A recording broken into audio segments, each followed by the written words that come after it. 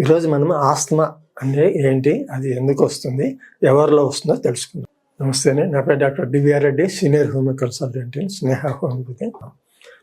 Asthma అనేది మనం శ్వాస తీసుకోవడంలో ఆయాసపడడం, కొంతమందికి పడుకున్నప్పుడు ఎక్కువ అవుతుంది చల్లటి వాతావరణంలో, ముఖ్యంగా రాత్రిపూట నిద్రపోలేరు రోజుల్లో.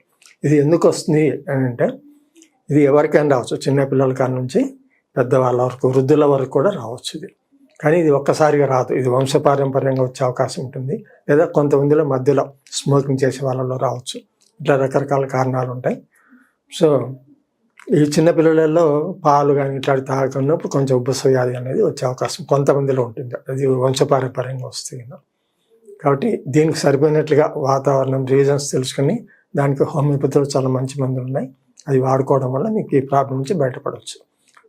ఈ ఎవరిలో వస్తుంది అన్నాం కదా, చిన్నపిల్లల నుంచి వృద్ధుల వరకు వచ్చే అవకాశం ఉందని చెప్పుకున్నాం. మరి దీనికి తీసుకోవాల్సిన జాగ్రత్తలు ఏంటి, అది ఎందుకు వస్తుందంటే, జనరల్గా చల్లటి వాతావరణంలో ఆయాసం అనేది ఎక్కువ ఉంటుంది, వింటర్ సీజన్లో చూస్తుంటాం. కానీ జబ్బు ముదిరే కొద్దీ ఈవెన్ ఎండల కాలం లేదా త్రూఅవుట్ 24 hours వచ్చే అవకాశం కూడా ఉంటుంది అన్నమాట. సో దీనికి మనం హోమియోపతిలో చాలా మంచి మందులు ఉన్నాయి రీజనబుల్గా.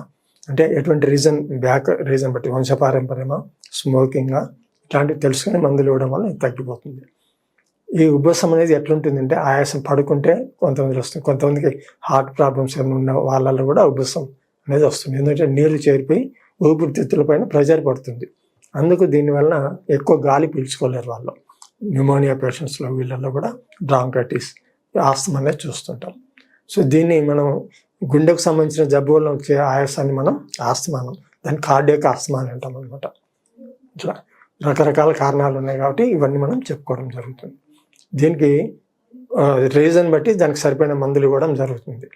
సో మీరు ఎవరైనా సమస్యతో బాధపడుతున్నా ఈ నెంబర్ కాల్ చేసి మీరు అపాయింట్మెంట్ తీసుకుంటే మీకు ప్రాపర్ రీజన్తో పాటు అది ఎందుకు వస్తుందో చెప్పి సరిపోయిన మందులు కూడా ఇవ్వడం జరుగుతుంది. నమస్తే.